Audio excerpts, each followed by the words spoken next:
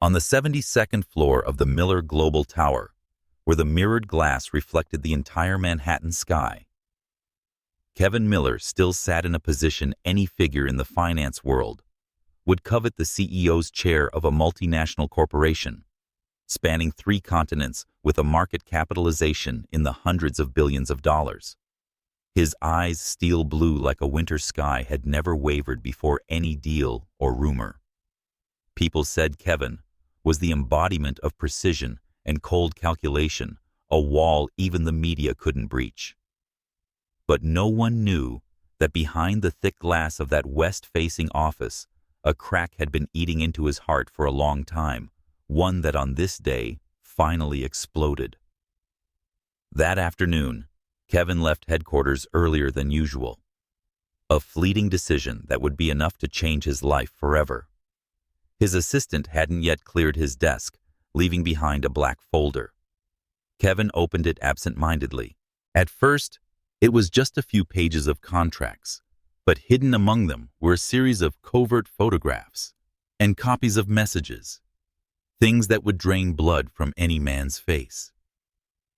The face in the photos was Sheila, the woman who had once stood beside him at their wedding, once straightened his tie every morning, once sweetly called him hubby in front of the staff as a tender habit.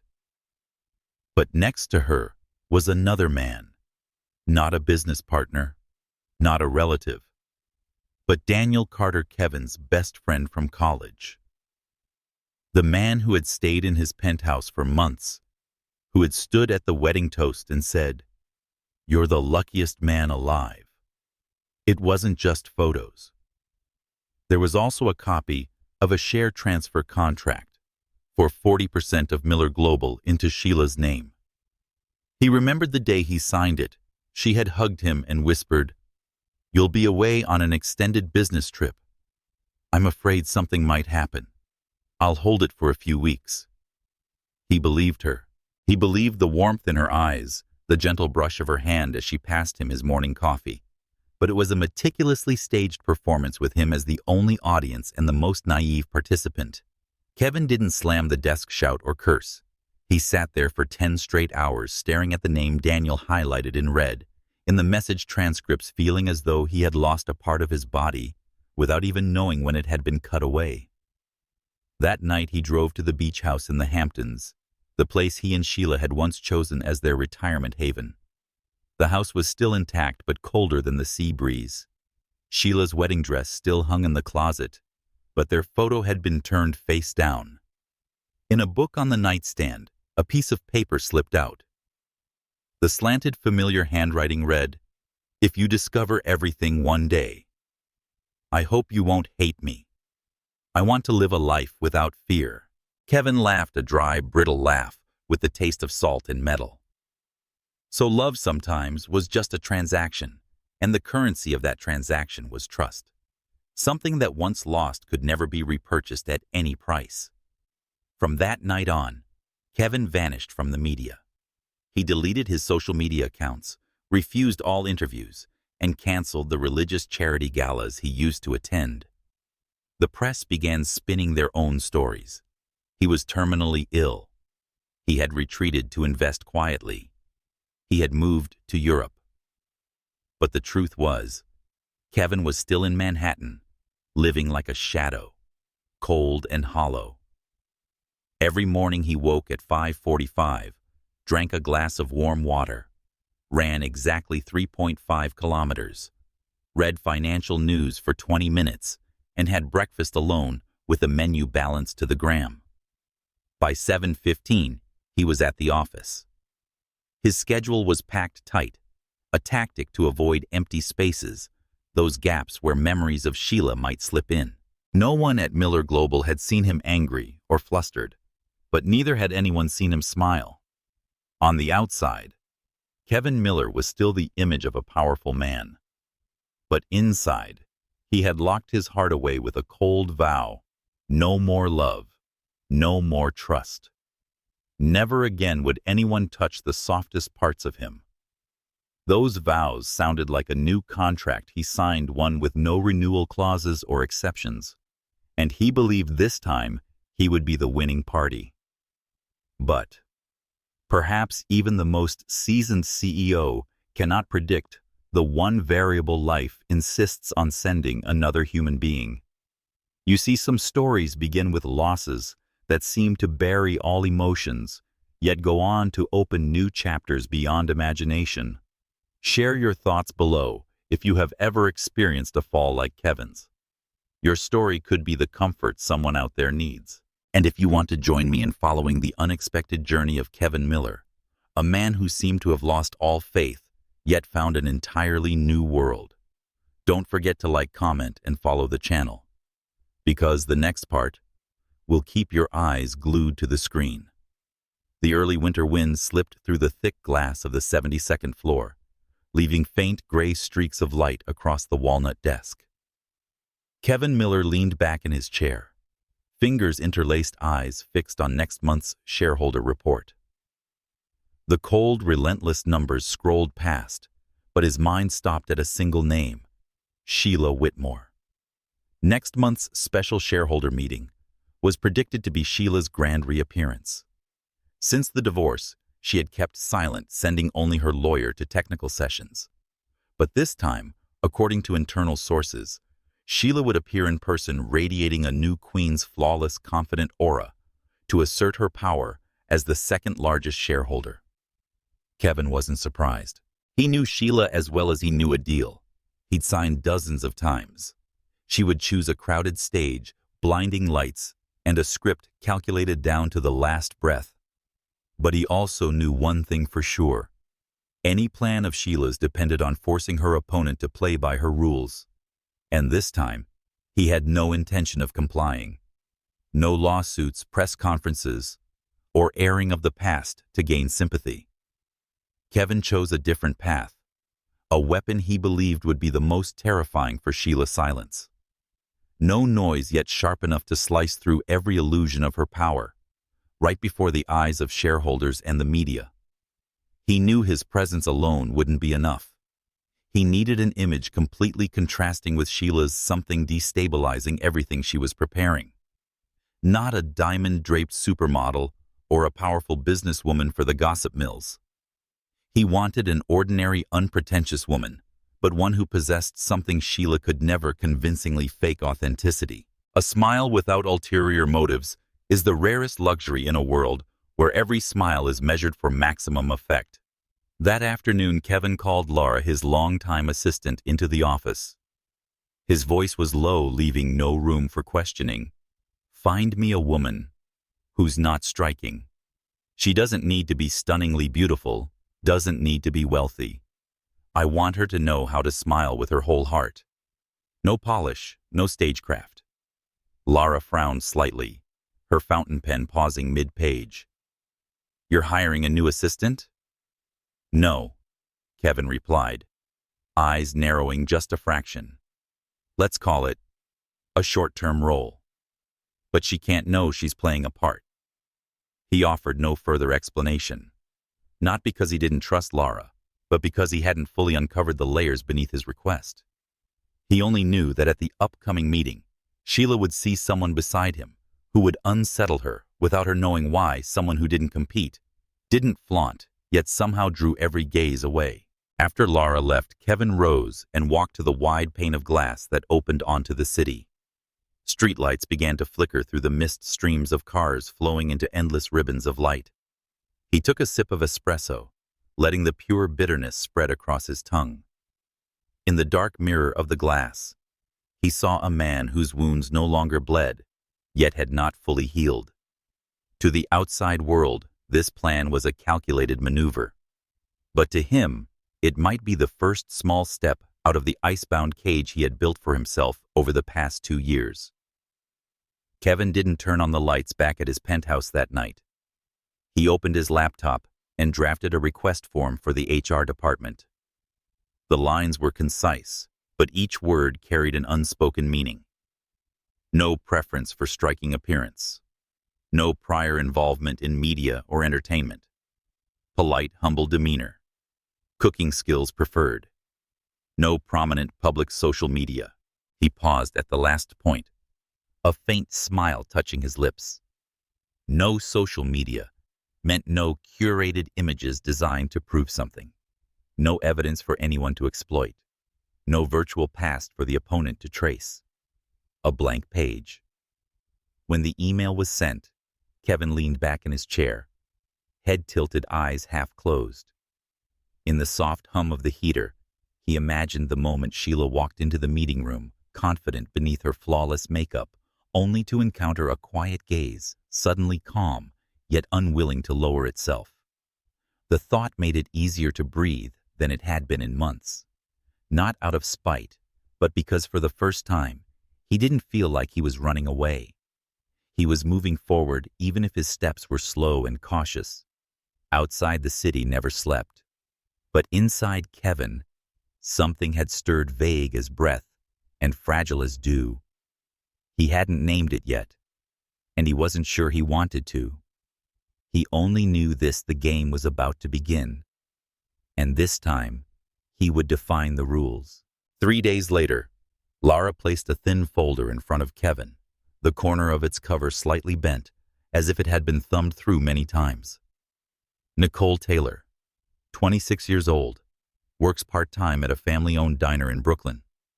She previously attended culinary school, but dropped out to care for her sick mother and raise her 2 younger siblings. She has no public social media accounts, debt, or criminal record. Polite, reserved, and... Lara paused, her gaze softening just a fraction. She has a smile that makes people want to believe. Kevin opened the folder. A simple ID photo. A warm, brown-skinned face, deep black eyes, long lashes, casting a faint shadow, lips slightly curved, as if holding back a greeting not yet spoken. No lipstick, no elaborate hairstyle, just natural curls tied back neatly, revealing a slender neck. He tapped his finger lightly against the page, asking no further questions. Invite her in for an interview. But don't tell her who I am. The next morning, from the glass-walled office on the top floor, Kevin looked down at the security monitor. In the vast lobby of Miller Global, Nicole stood with an old ash-gray canvas bag, her hands clasped together, eyes wandering briefly over the high-ceilinged architecture like a child visiting a museum for the first time. Sunlight from the skylight poured down, catching the brown honey glint in her curls. She didn't walk briskly or absent-mindedly scroll through her phone like those accustomed to this place. Every step Nicole took was measured not from fear, but from respect for the space she was entering. When Lara brought her into the office, Kevin kept his head lowered over a document, his voice low and curt. Sit. The faint scrape of a chair followed. Then a woman's voice, soft as water flowing over stone. Thank you. Thank you, sir. Kevin looked up. Their eyes met for just a heartbeat. But it was enough for him to notice this was not the gaze of someone aware she was facing one of the most powerful men in New York. In those eyes, there was only pure attentiveness, neither timidly ingratiating nor overly curious. He asked a few brief questions. Nicole answered clearly, without playing up her hardships or sugarcoating herself. When he asked why she wanted the job, she replied, "Because I want to learn, and the salary will help my mother cover my younger brother's hospital bills." No words of complaint, no appeal for sympathy, just a fact spoken with quiet steadiness. The interview ended quickly. Kevin signed the assignment form and handed it to Lara. Start next week. The work might be a little unusual. Nicole smiled. I don't mind, as long as it's not illegal. As she left, Kevin noticed the room felt a little warmer, as if a soft breeze had just passed through, leaving behind a scent impossible to name. And then he knew this plan would not be just a simple chess game. Nicole's first morning at Miller Global unfolded in the thin golden light of winter. She arrived nearly an hour early, carrying a lunch container wrapped in a pale floral cloth. Passing through the revolving glass doors, she bowed slightly to the security guard out of habit, then quietly stepped into the elevator, retreating to a corner. On the 72nd floor, Kevin stood by the window, an espresso cup in hand, his gaze tracing the traffic streams like ribbons of light moving along the streets below. He had told himself not to concern himself with her presence, but when the clock struck the appointed hour, he still turned toward the door without knowing why. Nicole entered a canvas bag slung over her shoulder, her natural curls neatly tied back, her deep black eyes carrying a flicker of curiosity that didn't feel intrusive. "Good morning, Mr. Miller. Thank you for having me." Her voice was as soft as a warm breeze, enough for Kevin to nod slightly and gesture toward the desk by the window. "That's your spot. No fixed reports or scheduled tasks. You work only when I ask." Nicole seemed a bit surprised, but didn't ask questions. "I'll do my best to adapt." All morning she observed quietly, never interrupting calls or asking unnecessary questions. Kevin noticed that without anyone showing her, she found the coffee machine, located the file cabinet, and placed a neatly folded cloth by his desk after she saw him squint at the glare from the window. Near noon, when Kevin returned from an online meeting, a steaming bowl of soup was on the corner of his desk. Nicole stood nearby, looking slightly unsure. "I'm sorry if I overstepped. I noticed you haven't eaten anything this morning. Carrot ginger soup, my mother says it's good for digestion." Kevin paused momentarily, his eyes unconsciously searching her face for signs of calculation. But all he saw was a simple concern untouched by any hidden motive. He didn't thank her. He just sat down and began spooning the warm broth, letting the heat spread through a body far too accustomed to bitter coffee. That afternoon, passing the break room, he caught the faint sound of a melody. Nicole stood alone by the window, softly singing an old folk song he didn't recognize. Her voice wasn't flawless, but it held a sincerity that made a listener stop. She startled when she noticed him. I'm sorry, I didn't know anyone was here. I was just a little tired, so I sang to fill the quiet." Kevin looked at her for a moment before saying, almost without thinking, "You can sing any time you like. This office could use a bit of human sound." Nicole's smile then wasn't dazzling, but it was enough to chase away the cold air that had clung to this place for so long. And Kevin, though he tried to deny it, realized that the plan he had built so carefully on calculation had just gained its first crack. The grand ballroom of the Astoria Hotel glowed under thousands of crystal lights, each reflection spilling into golden streaks, gliding across the polished wooden floor. This was Miller Global's annual shareholder gala, a gathering of the city's most powerful figures in finance, media, and influence. Every step, every handshake here could become front-page news the next morning. Kevin Miller entered in a tailored black tuxedo, shoulders squared lapels, trimmed with a satin sheen. But what made heads turn that night wasn't his familiar composed presence. It was the woman walking beside him. Nicole Taylor wore a soft cream-colored dress, free of gemstones or daring slits, the fabric draped with every step tracing her figure, revealing warm brown shoulders and delicate collarbones. Kevin's eyes shifted between the two women. Sheila, once a powerful piece of his life's puzzle, sharp and composed, well-versed in battles hidden behind polite smiles. And Nicole, who knew nothing of such games, yet stood firm like a wildflower that needed no shelter. In that moment, he realized there were things status and money could never buy, and that was something Sheila would never possess. When the music shifted to a classic jazz tune, Kevin turned to Nicole, hand extended unexpectedly. "Do you dance? Only a few simple steps. That's enough." On the dance floor, beneath the soft glow of chandeliers, Kevin's hand rested lightly at Nicole's back as he guided her through the rhythm. They didn't speak much. Each glance, each breath became its silent conversation.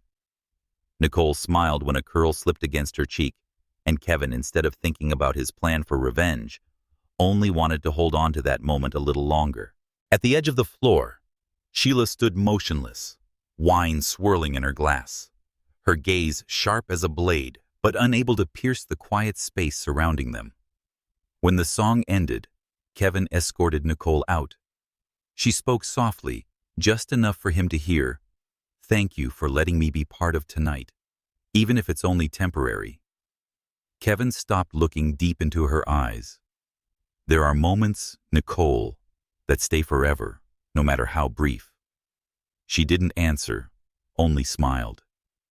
But when the lights caught in her eyes, Kevin knew one thing for sure: the line between performance and reality was blurring far faster than he had planned. After the gala at the Astoria, Miller Global slipped back into its usual rhythm: financial reports, closed-door meetings, strategic handshakes, all unfolding right on schedule, as if nothing unusual had happened. But for Kevin Miller, something had shifted. He found himself paying closer attention to Nicole Taylor's every move more than was necessary for a temporary role. That morning, Kevin had a meeting with a delegation from Tokyo. The negotiations were lengthy, and the specialized translation kept the atmosphere taut, as if it were drawn wire. At one point, when a Japanese delegate used an idiom that didn't make it fully into translation, Nicole, who had been quietly taking notes outside, stepped forward and gently explained it in simple Japanese, which she had picked up while working as a cook for a Japanese family in Brooklyn. Her explanation was brief, but enough to ease the tension, allowing the talks to continue smoothly. Kevin glanced at Nicole, seeing her step back and bow slightly, as though what she'd just done wasn't worth mentioning. And in his mind, a vague question echoed: why does someone who lives so quietly always seem to know precisely when to step in? By late afternoon, Manhattan was wrapped in a fine silken rain. Miller Global's headquarters were quieter than usual as employees trickled out. Kevin stayed behind to work on confidential documents. When the elevator doors closed, he realized that only 2 people were left in the office, him and Nicole. He was about to tell her to leave early when he saw her standing by the window, an umbrella in hand, eyes following the raindrops as they stretched into long trails across the glass. At some point, she began to hum, a slow, low melody he didn't recognize. Each note, a gentle touch across the space between them. He walked closer, saying nothing. The song stopped when she noticed him. "Sorry, I didn't think anyone was still here. When it rains, I like to sing. It makes the heaviness feel lighter." Kevin studied her for a moment before speaking in his low, even tone. "You can sing whenever you like. This place has been nothing but printers and keyboards for far too long." Nicole smiled faintly, and in that moment he realized the room once the domain of his cold detachment felt warmer, if only by a single smile. That night, Kevin left the office late. He had barely opened the door to his penthouse when a wave of dizziness hit. His heart raced. His breath grew shallow. Cold sweat dampened his forehead, a familiar sensation from panic attacks he had hidden for years. He steadied himself against the kitchen counter, trying to regain control when the doorbell rang. Opening the door, he found Nicole standing there, rain clinging to her coat, a paper bag in hand. "I forgot my notebook at the office. The guard said you hadn't left, so I thought—" She stopped when she saw his face. "Are you all right?" Kevin turned away, trying to keep his distance. "No need to stay. I'm fine." But Nicole didn't leave. She set the paper bag on the table and walked toward him, her steps slow without urgency. "You don't have to act strong when you can't breathe. I'm not here to see a perfect man. I'm here to be around when you need someone." Her words fell lightly like a soft cloth over the ice encasing him. Kevin didn't answer, allowing her to guide him to the sofa. She took a small box of herbal tea from the bag. My mom used to make this when she couldn't sleep. There's a bit of lavender, just enough to calm the heart. The scent drifted warmly through the air. He took the cup, his fingers still trembling slightly. You don't have to do this. I know. But I want to because you listened to me when others only saw something ordinary. Kevin lowered his head, hiding the sudden tightness in his chest. They sat in silence, the only sound the rain against the window. When fatigue finally pulled him into sleep, Nicole was still there, her hand resting lightly on his shoulder, a presence that didn't demand, didn't claim, only stayed. That night, Kevin didn't dream of Sheila for the first time in months. No visions of betrayal, no cold laughter, only the scent of lavender and the warmth of a hand that had broken the boundary between real and pretend in the very plan he had drawn himself. That morning, Nicole stood in the small bathroom of her Brooklyn apartment, silently staring at the pregnancy test in her hand. 2 red lines, clear and immediate. Her heart beat faster, not exactly from fear. The feeling was more like standing at a crossroads she had never imagined she would reach. She placed a hand on her stomach. It was only an instinctive gesture, no promises, no visions of the future. Since childhood, Nicole's life had been a string of surprises, most leaning toward loss. But this time, the surprise made her quiet rather than panicked. That afternoon, she texted Kevin, "Can we meet tonight? I need to tell you something." The message was short, without exclamation points, without explanation. They met at a riverside diner, where the golden lights shimmered on the water like strands of silk. Kevin arrived on time without an assistant or driver, a simple slate blue shirt, the familiar watch still on his wrist. Nicole smiled when she saw him, but it was tinged with something else, caution and slowness. She let him sit before placing an object on the table, a pregnancy test. Kevin looked at it for a few seconds, his shoulders tightening, his gaze darkening. How long? About a month. A brief silence. He leaned back in his chair, eyes drifting toward the river. Are you sure? It's mine. Nicole didn't cry. Her voice was low, steady, like the river's surface that night. There's no one else, Kevin. And if there were, I wouldn't be sitting here telling you this so directly. He clenched his hand against his thigh. The past surged back, Sheila's face, the lies that had eaten away at his trust. Finally, Kevin stood, pulling on his jacket. I'll get tested not because of you, but because I need to know if I can even have children. Nicole stayed seated, making no move to stop him. She understood that someone who had lost faith would always live with the question until they found the answer themselves. 3 days later, Kevin stepped out of a private clinic. In his hand was a thin folder, but the words inside weighed more than any contract. Years ago, his test results had read low sperm count, nearly impossible to conceive. But this time, the doctor spoke slowly, as if wanting him to absorb each word. The count is still low, but the survival rate is unusually high under the biological sample conditions of a woman named Nicole Taylor. We have no specific scientific explanation, but if she's pregnant, the child is almost certainly yours, and she may be the only woman you can have a child with. Kevin didn't respond immediately. He left the room, got into his car, and gripped the folder tightly. Outside, the streets were still bustling, but inside him a space had opened. Not the emptiness of loss, but the overwhelming realization of something too rare, too fragile to believe at once. That evening, he arrived at Nicole's apartment unannounced. Warm light spilled through the crack of the door, and the faint scent of hot porridge drifted out when she opened it. Her curls were tied back, and she had a soft beige sweater around her shoulders. Kevin stood there looking straight into her eyes. "I got the results. I can barely have children, except with you. If you are pregnant, the baby is mine." Nicole didn't look surprised. "I know. I'm not sure of whether you dare to believe it." He let out a quiet laugh, not mocking, but releasing something he'd been holding. "I once swore I'd never allow anyone to make me feel vulnerable. But now I'm not sure. I want to keep that promise." The distance between them closed. Nicole placed a hand on her stomach, a reflex that made Kevin pause.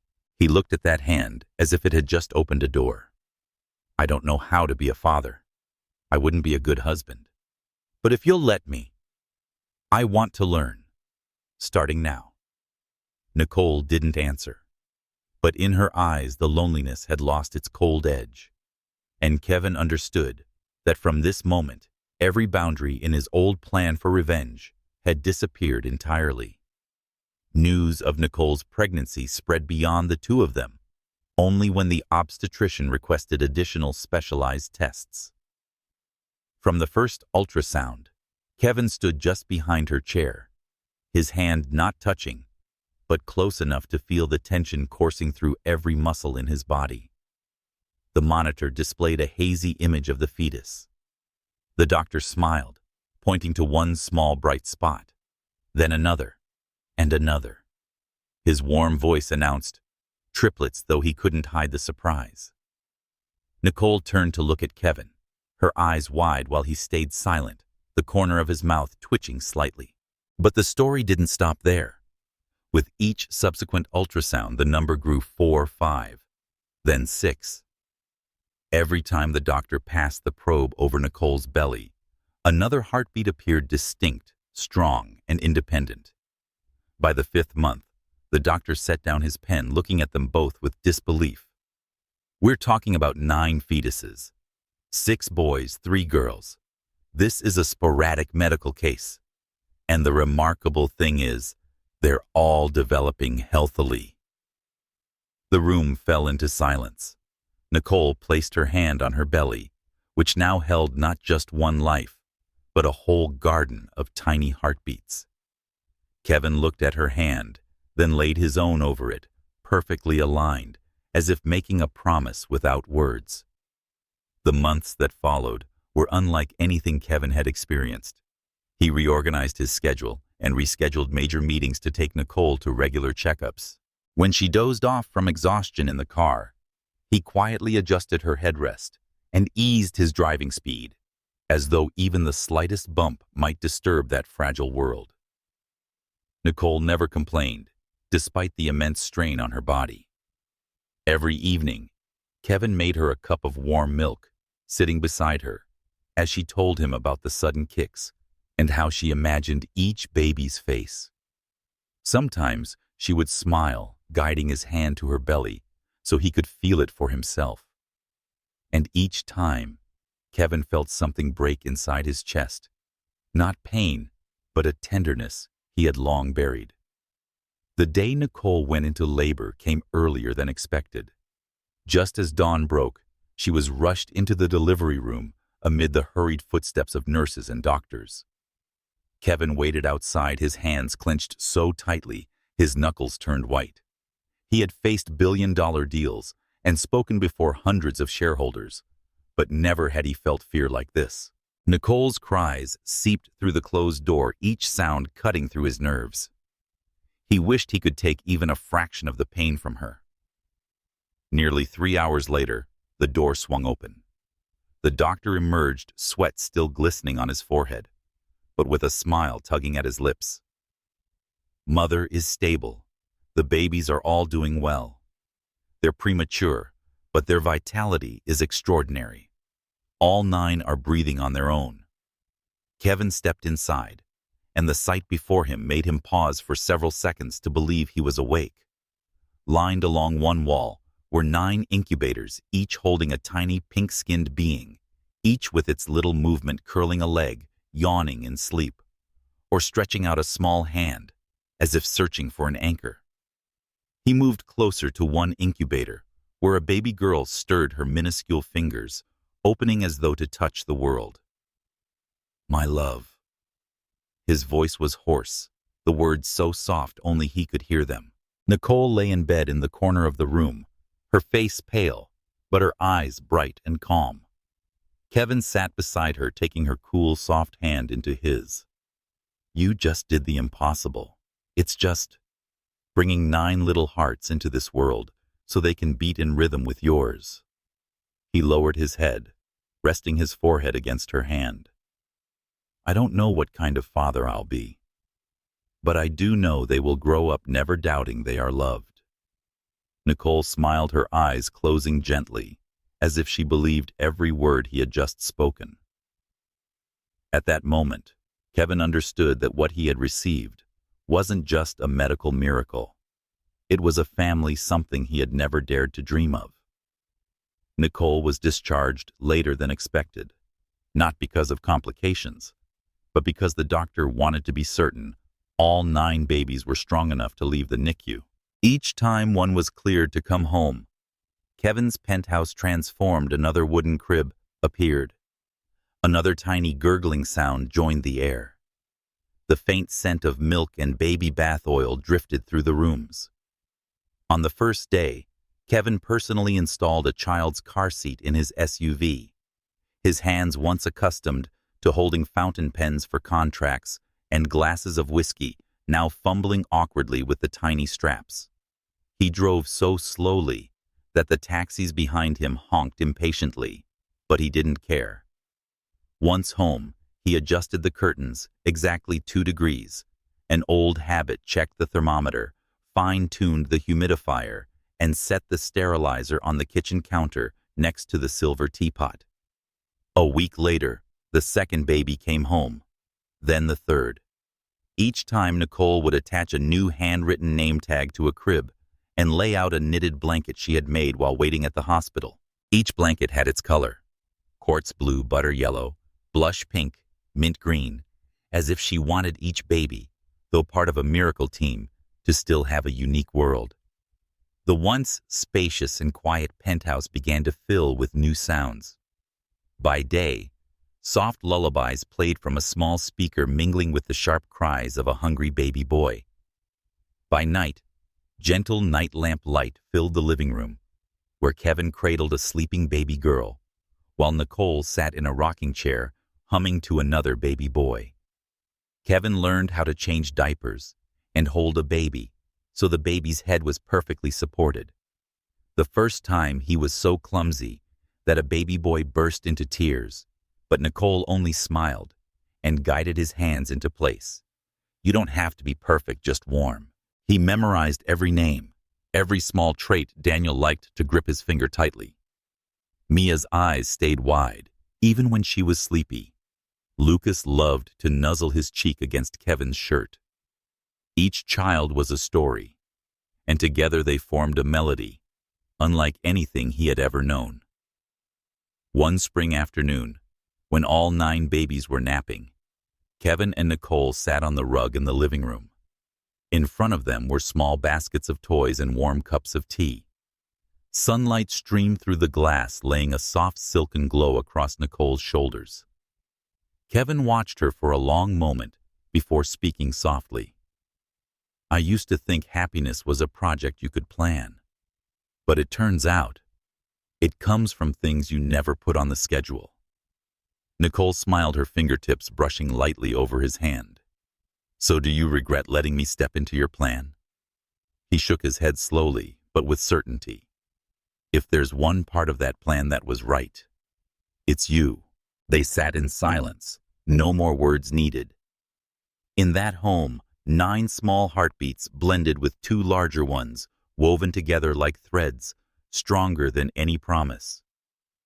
Kevin knew that from this moment on, every road he took would lead back here to where Nicole was, and where 9 miracles were growing every day.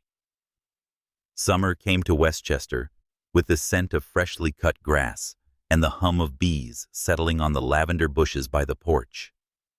Kevin Miller and Nicole Taylor's wooden suburban home slowly found its rhythm mornings filled with sunlight, spilling through the kitchen window, midday, with the clink of spoons against bowls of milk afternoons, with wool blankets spread beneath the shade of maple trees, and nights with quiet lullabies blending into the breathing of 9 tiny chests, drifting into sleep. On the living room shelf sat a half-filled wooden box of dried lavender beside a black notebook, not of deals or figures, but soft lines of handwriting. First smile, first time rolling over, first time saying, "Daddy." Each page was a milestone, unsellable, unmeasurable in profit, yet more valuable than any report Kevin had ever read. At Miller Global, it seemed even the staff sensed the change. Kevin no longer stayed behind a closed door all day, and internal meetings had lost some of their chill. He was still decisive, but now there were brief pauses when his gaze drifted to his phone, where the photo of 9 small faces appeared, each either smiling or puckering in sleep. In the afternoons when work eased, he would leave the office early, driving down tree-lined streets toward home. Nicole would be on the porch wearing a simple dress, cradling a baby girl in her arms, her eyes watching the others crawl clumsily across the blanket. Just seeing that scene made all the noise of the outside world recede, as if the whole universe had been folded into the circle of their arms. Nicole and Kevin went to the backyard one weekend evening after putting the children to bed. The sky glittered with stars, and the sound of crickets formed a gentle background music. Kevin poured 2 glasses of wine, but Nicole only took a small sip before setting hers on the wooden table. "Do you ever think, if you hadn't hired me as your assistant that day, things would be different?" she asked, her voice part teasing, part seeking reassurance. "I don't dare imagine that scenario," Kevin replied, his eyes still on the sky. "There are some things that once found you want to hold on to so they never slip away." Nicole turned to him, smiling. In her eyes, he was no longer the cold billionaire, but the man who knelt to tie his child's shoelaces, could rock a baby until the crying faded, and could make the whole world stop just for an embrace. The summer breeze drifted through, carrying the lavender scent from the fence into the porch. Kevin placed his hand over Nicole's, saying nothing more. He didn't need to. Both knew that they had chosen right between the things meant to leave and the things meant to stay. In that house, 9 small heartbeats still pulsed steadily alongside 2 stronger ones. A family built not only from blood, but from trust, patience, and a love strong enough never to give up, even after having once stood on opposite ends of loneliness. And here in the peace of Westchester, they had found what was meant to stay. Autumn arrived as softly as a breath, painting the maples in front of the porch in brilliant shades of red and orange. Inside, Kevin and Nicole's home also wore a new coat, tiny knitted sweaters, little wool socks Nicole made each night, and the faint scent of baked apple pie drifting through the kitchen. The children had grown a little enough for each morning to become a lively symphony. The rustle of searching for bottles, the cries to be held, the bright laughter when one sibling teased another. Kevin had grown accustomed to waking earlier than Nicole, carrying each baby to the window to greet the new day, a ritual he had made his own.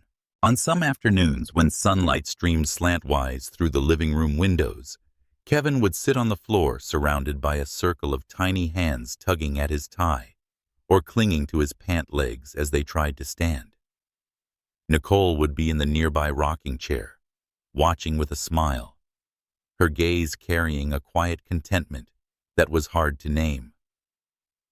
"I never thought I'd have a family this big," she said once, as Kevin lifted a baby boy high to hear his peals of laughter. "I never thought I'd want that," he replied, his voice low and sincere. "But maybe we never really know what we need until it appears." On weekends, the whole family often gathered in the backyard. Kevin would set up a white fabric tent, lay out blankets, and scatter a few toys. Nicole sat among the children, reading picture books in a warm, steady voice. From a distance, Kevin would watch quietly, feeling a peace that not even the most luxurious vacations could bring. While he was fastening a tent rope, Nicole came over and rested her hand on his shoulder. She said, "I used to think I was only a brief part of your story, but maybe we've written an entirely different one." Kevin didn't turn around. He held her hand for a long time. "Nicole, to me, you're not a part. You're the reason." That night, after all 9 children were asleep, Kevin and Nicole sat on the sofa wrapped in a large blanket. Outside, the autumn wind rustled.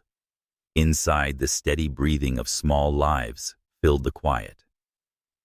Kevin pressed his cheek against Nicole's hair, the familiar lavender scent making him close his eyes.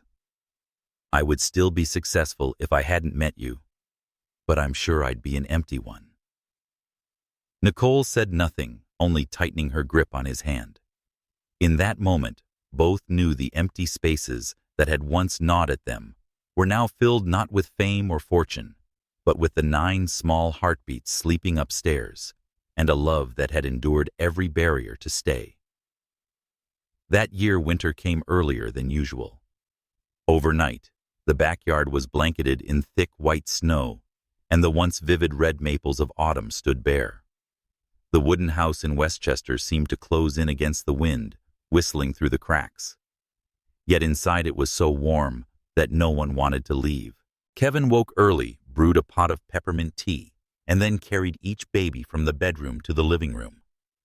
He dressed them in the wool outfits Nicole had prepared the week before: navy blue for Daniel, pale yellow for Mia, ash gray for Lucas. Each set fit perfectly, wrapping around chubby legs and little hands eager to wave and grab. Nicole came down last, a knitted scarf around her neck, her curls falling loosely over her shoulders. She smiled at Kevin, sitting in the middle of a large rug surrounded by their squad of 9 little ones, crawling around like bear cubs. "You look like a man conducting an orchestra," she teased. "If this is an orchestra, then every player's in a different key," Kevin replied, though the corners of his mouth still curved. On snowy days, they rarely went out. The whole family gathered around the fireplace, Nicole reading stories while Kevin occasionally cut fruit or made milk bottles. The children's laughter echoed through the house, mingling with the soft crackle of burning logs. One evening, as the snowfall grew heavier, Kevin carried 2 babies out onto the porch to introduce them to the white world outside. Tiny snowflakes clung to their lashes, making their clear eyes look like they reflected the entire sky. Nicole stood in the doorway, imprinting the moment into her memory, the image of a man once called cold as ice, now standing in the heart of winter, holding the smallest yet warmest sources of light in his arms. On Christmas Eve, Kevin surprised Nicole by leading her into the backyard after the 9 babies had been tucked into bed. The snow crunched under their boots, and in the middle of the yard stood a tall Christmas tree adorned with red ribbons, glass ornaments, and twinkling golden lights. "When did you do this?" Nicole asked in surprise. "While you were putting the kids down for their nap, I thought, if we start a tradition, we should start this year." They stood side by side watching the lights reflect off the snow. No words were needed because in that silence, they both understood that this winter and every winter to come would no longer be a long, cold period. Inside, the steady breathing of 9 small heartbeats blended with the warmth of the fire in the hearth. Outside, the snow still fell, but within these arms, Nicole and Kevin knew they had found their winter. Not a winter of cold, but a winter of embraces, wide enough to hold an entire world. Spring returned to Westchester with gentle sunlight and the scent of damp earth after rain. The backyard was no longer blanketed in white. Patches of tender green grass just beginning to sprout in its place, and a few early daffodils bowing in the breeze. Nicole threw open the kitchen windows, letting in the cool air and the birdsong chorus from the overhead maple branches. Inside, the 9 children had grown a little more. Tiny hands now reached out for toys, and round eyes followed the movements of their mother and father. And then the moment Nicole had long awaited. Arrived Daniel with his rosy cheeks, wobbled a few steps from Kevin's hands toward her. She knelt, arms open wide, feeling her heart beat in time with each of those short, unsteady steps. When Daniel reached her, his laughter filled the room, setting off applause and cheerful shouts from his siblings. Kevin stood behind him, smiling quietly, his eyes alight with pride. In the following days, each child took turns attempting their adventure. Kevin bought an extra-large rug for the living room so they could practice walking without fear of hard falls. Nicole was patient, bending down to steady them, letting go at the right moment. Gradually, those wobbly steps became surer and more confident. One afternoon when Kevin returned from the office, he found Nicole sitting among the children. Her hair mussed from a little one tugging at it. Her shirt marked with a few drops of milk, but her eyes shone brightly. He stood in the doorway for a few seconds, unwilling to break the moment. To him, Nicole looked more beautiful now than in any glamorous image from their past gala nights. At the end of March, Kevin decided to take the whole family to the nearby park to welcome spring. They brought a large blanket, a basket of snacks, and brightly colored toys. The 9 children, each with their personality spread out across the grass, exploring a world much bigger than the familiar home. Mia sat plucking dandelions. Lucas chased after a yellow butterfly, while Daniel stayed close to Nicole, as if not ready to leave her arms. Kevin sat on the grass, watching it all. A strange feeling swelling inside him, both peaceful and intense. He knew these first steps belonged not only to the children, but to him and Nicole in their journey into parenthood. As the sun set, the whole family gathered on the blanket. Nicole leaned her head on Kevin's shoulder, gazing at 9 small faces, growing drowsy with exhaustion. Just think, they'll run all over the house in a few months. It's going to be loud. Kevin chuckled softly, giving her hand a gentle squeeze. If it's their sound, then I want to hear it for the rest of my life. In that soft spring evening light, they knew the road ahead would hold many challenges, but with each step taken by their 9 children, they would move forward together steadily as a complete family. That summer, Westchester was drenched in honey-gold sunlight. Rows of lush green maples lined the streets, and the breeze carried the faint scent of wildflowers. Nicole decided it was time for the 9 children to experience their very first trip beyond the haven of their home. The idea of a seaside vacation made Kevin hesitate initially, not because he disliked leaving home, but because he had never imagined what traveling with the entire mini-squad would entail. But then, on a June morning, the specially ordered large van pulled up in front of the house. The seats were neatly arranged, each child's car seat, securely fastened bags of food and milk bottles lined up in order, and neatly packed suitcases stacked in the rear. Nicole, wearing a sea blue maxi dress and her hair tied high, checked the packing list before turning to give Kevin a reassuring smile. We'll be fine. Just think of it as an adventure. The trip lasted nearly 3 hours, but the children's laughter and cheerful babble made the time pass quickly. Kevin drove, glancing in the rearview mirror now and then to catch round eyes gazing wonderfully at the scenery flashing outside. Nicole sat in the back, constantly handing out bottles, adjusting pillows, or telling little stories to keep the tiny travelers calm. When they reached the beach, the salty wind from the open sea rushed in, carrying the sound of crashing waves. The 9 children were placed on a large blanket spread over the sand, their eyes wide at this strange, vast new world.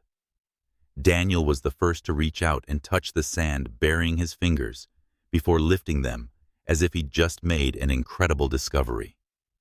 Mia sat quietly listening to the waves while Lucas crawled toward the water's edge, prompting Kevin to step quickly after him and scoop him up before the small waves could touch those chubby little feet.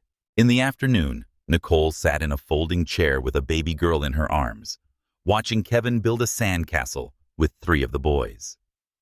The sight made her smile without thinking. This man who had once lived for opulent boardrooms was now crouched on a beach, hands covered in sand, carefully following every earnest request, like make another tower or dig a deeper moat. As the sun set, the horizon bathed the sea in brilliant orange. The family gathered sandwiches, fruit, and small milk cartons for a picnic dinner. The waves rolled in rhythmically, and the wind blended with the children's laughter to create the perfect soundtrack for a summer evening. By the time they returned home late that night, all 9 children were fast asleep in the van, their faces tired but peaceful.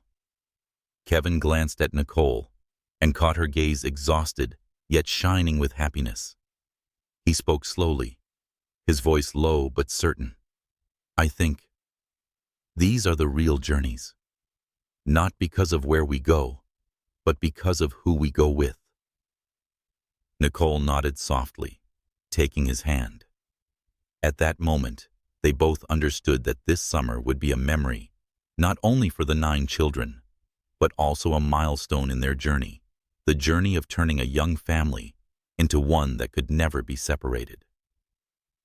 The following autumn, I returned to Westchester, this time in the colors of changing leaves and the steady sound of little footsteps running through the wooden house. The 9 children could now clearly say, Mama knew how to tug on Papa's hand to be led into the yard, and were old enough to turn every morning into a small adventure. Kevin kept his habit of brewing peppermint tea at dawn, but now he often made an extra cup of hot cocoa because Mia liked to smell it before sipping. Nicole still opened the kitchen window every morning, but now, instead of hearing only birdsong, she also listened to the babbling calls of the children from the living room. The handwritten name tags on the cribs had been replaced with framed photographs along the hallway wall. Each frame held a moment. Daniel grinning with his baby teeth, Lucas hugging his stuffed bear tight, Mia wearing an oversized knitted hat. Every step, every smile had become a piece of the family picture they had patiently built together over the past year. One October afternoon, the whole family went to the backyard to harvest the first pumpkins Nicole had grown herself. The children, their little hands covered in dirt, squealed with delight when they found one bigger than their heads. Kevin crouched down to help them clean the pumpkins and line them up along the porch. In the fading light of day, he looked at Nicole, her curls swaying gently in the breeze, her eyes sparkling, and knew that every road he had taken, no matter how winding, had led only to this moment. "You know," he said softly as they stood side by side, "I used to think happiness was a mountain you had to climb, but it turns out it's just a yard full of laughter and someone beside you who never wants to leave." Nicole didn't answer right away. She placed her hand over his, her gaze warm. "Then let's stay here. Stay with what's meant to stay." After all 9 children had fallen asleep that night, Kevin and Nicole sat by the fireplace, sharing a large wool blanket. Outside, the autumn wind rustled through the maple trees, carrying the scent of dried lavender from the fence. The firelight flickered over their faces, highlighting the fine lines at the corners of their eyes, the marks of sleepless nights and busy days. But proof of a journey neither would trade for anything else. Kevin pressed his cheek against Nicole's hair and whispered, "If everything around us changes one day, I want to keep 3 things the same: you, the kids, and this feeling." Nicole squeezed his hand tighter, a wordless agreement. In that wooden house in the quiet of Westchester, 9 small heartbeats continued to beat in harmony with 2 stronger ones. A family is not born from perfect plans, but from patience, trust, and the decision to stay together, no matter how many paths the world outside might offer. And if you're hearing this story, remember this: happiness isn't always in grand glittering things, but in the moment you realize you're in the right place with the right person. If Kevin and Nicole's story has touched your heart, comment, share your thoughts, and follow us so you never miss the next story. Who knows, the next journey might be the one you're living right now.